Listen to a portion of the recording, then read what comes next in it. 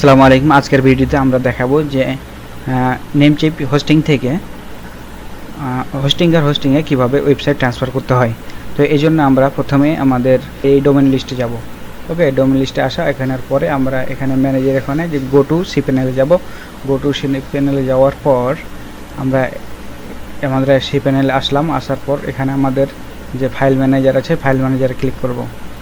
তাহলে file manager click করার পর আমরা আমাদের ফাইল ম্যানেজার চলে আসলাম। এখানে wp config php এটাতে ফাইলটা ওপেন করব। দেখতে পাবো সেই ডাটাবেসটা হচ্ছে এই যে ডিবি। ওকে, এই যে ডাটাবেসের নাম, এটা আমরা এতে রাখি।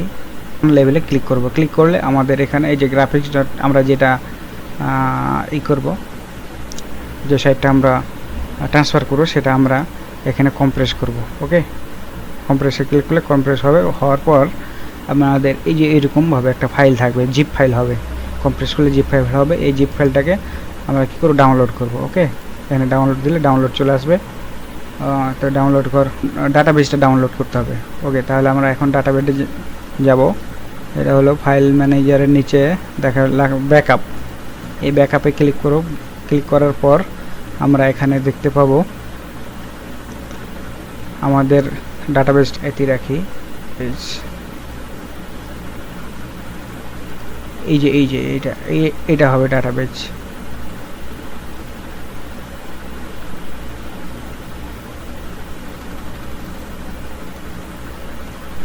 তো আমরা এই ডাটাবেস থেকে এই যে 94 এটা আমরা ডাউনলোড করে নেব।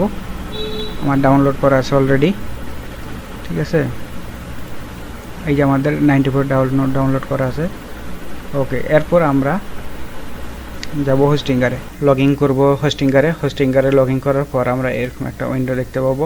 এখানে আসার পর আমরা ওয়েবসাইটে যাব। হ্যাঁ, এখানে ওয়েবসাইটে আসবো। ওয়েবসাইটে আসার পর এখানে প্লাস ওয়েবসাইট দেবো। ওয়েবসাইট দেওয়ার পর এখানে আমাদের ডোমেন চাবে, ডোমেনটা দিব। ডোমেন দেওয়ার পর আমাদের এরকম একটা উইন্ডো আসবে। এখানে দেখাতেছে যে আমরা যে ওয়েবসাইটটি নেমচিপ থেকে হোস্টিংগারে ট্রান্সফার করতেছি সেই ওয়েবসাইটের ডোমেইনটি অন্য হোস্টিংগার অ্যাকাউন্টে আছে। নেমচিপ অ্যাকাউন্ট শুধু হোস্টিং ছিল, ডোমেইন না। তাই আমাদের সেই হোস্টিংয়ের অ্যাকাউন্টটি ভেরিফাই করতে হবে।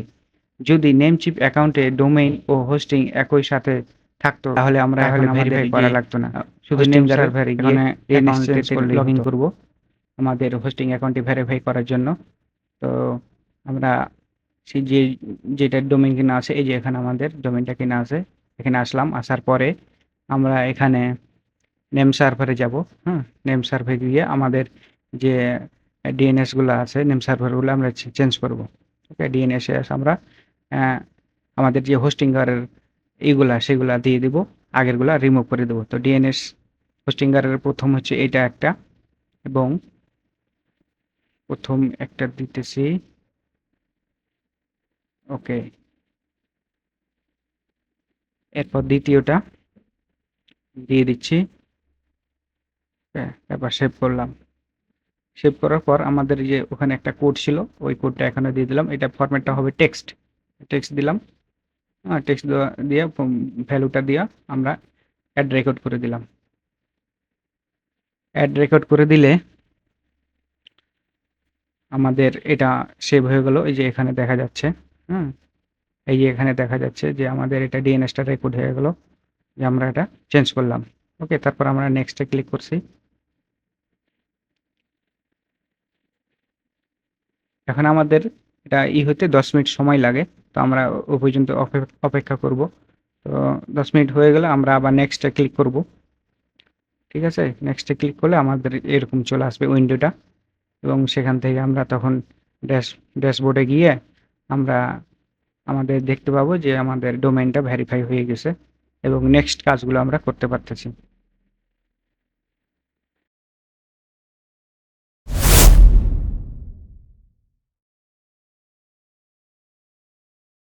ড্যাশবোর্ডে ক্লিক করি। এখানে এই যে সেই ফাইল ম্যানেজারে আমরা ক্লিক করলাম। ক্লিক করার পর বসলাম সেটা করবো। এই যে আমাদের public.html ঢুকলাম। এখানে এইটা আমরা ডিলিট করে দেবো। হ্যাঁ, এটা রাখবো না। public default.php এটা ডিলিট হয়ে যাবে। ওকে, এখানে আমরা এখন আপলোড দেব। আপলোড কোনটা দেব সেটা হচ্ছে আমরা ডাউনলোড করে রাখছিলাম, এটা হচ্ছে কম্প্রেসের মধ্যে এই যে জিপ ফাইলটা ওপেন করলাম, সেটা এখন আপলোড হইতেছে।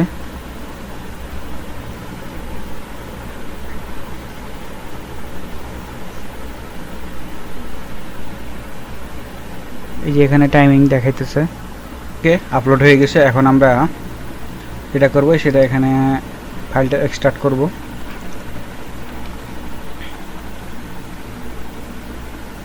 টেস্ট লিখি, হ্যাঁ, টেস্ট এক্সট্রাক্ট। এখন এটা এক্সট্রাক্ট হবে এখানে, ততক্ষণ আমরা একটু ওয়েট করি।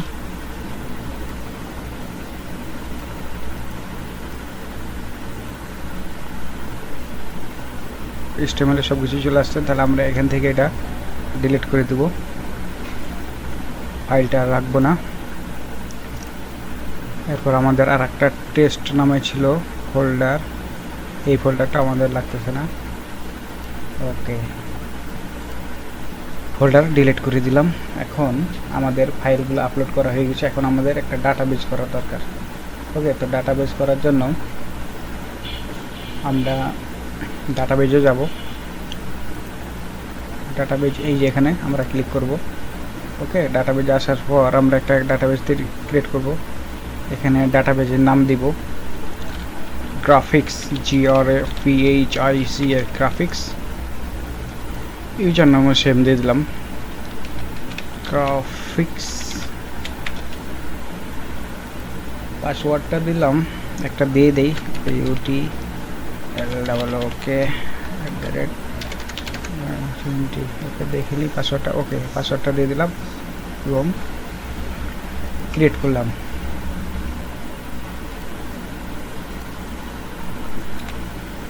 ওকে, একটা এম বাড়াই দিলাম।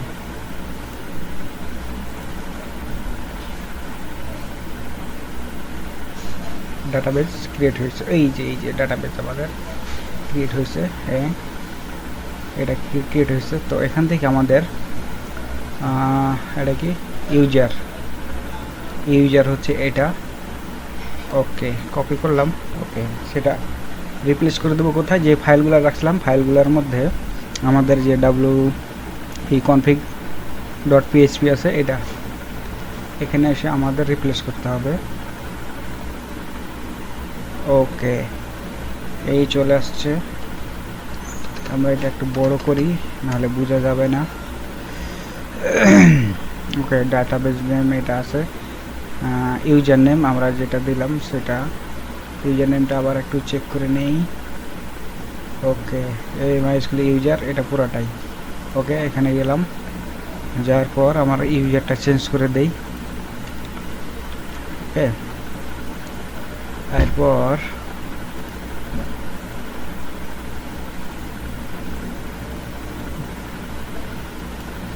ডাটাবেজের নামটা চেঞ্জ করে দিতে হবে। নাম হচ্ছে নতুন ডাটাবেজের নাম এইটা, আমাদের এটা আগে ছিল 94, এটা চেঞ্জ করে দিলাম। এরপর এরপর এরপর হচ্ছে পাসওয়ার্ডটা দিতে হবে। ওকে, তাহলে পাসওয়ার্ডটা কোথায়, এই যে পাসওয়ার্ড, আমরা এই পাসওয়ার্ডটা কপি করব, কপি করে পাসওয়ার্ডটা চেঞ্জ করে দেবো। এই যে ডিবি পাসওয়ার্ড, এই পর্যন্ত Ctrl+V ডিবি পাসওয়ার্ড দিয়ে দিলাম। ওকে, তারপর সেভ করলাম। ওয়েবসাইটে যাব, ওয়েবসাইটে যাওয়ার পর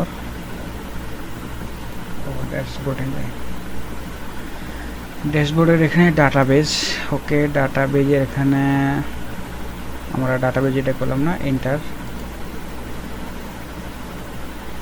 ডাটাবেজে আসার পর আমাদের এখানে ফাইলটা যা আমরা করছিলাম সেইটা এখানে ডাটাবেজের ফাইলটা এখানে দিয়ে দিতে হবে। ওকে,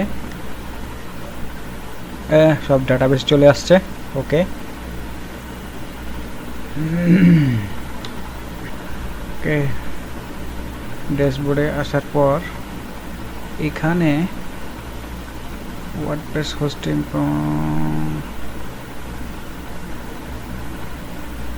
ওয়েবসাইটে যাই ওয়ার্ডপ্রেসে যাই।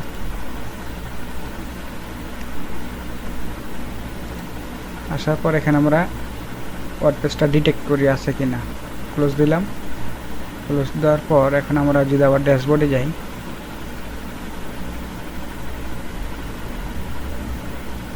ওয়েবসাইট এই যে চলে আসছে আমাদের অ্যাডমিন প্যানেল। ওকে, অ্যাডমিন প্যানেল চলে আসছে। তাহলে আমরা আমাদের ওয়েবসাইটটা প্রিভিউ আছে এখান থেকে আমরা দেখতে পারবো গ্রাফিক্স অ্যানিমার। এই যে সাইটটা আমাদের অলরেডি চলে আসে। আমরা সাইটটা একবারে টোটালি ট্রান্সফার করতে পেরেছি, আলহামদুলিল্লাহ। ধন্যবাদ সবাইকে।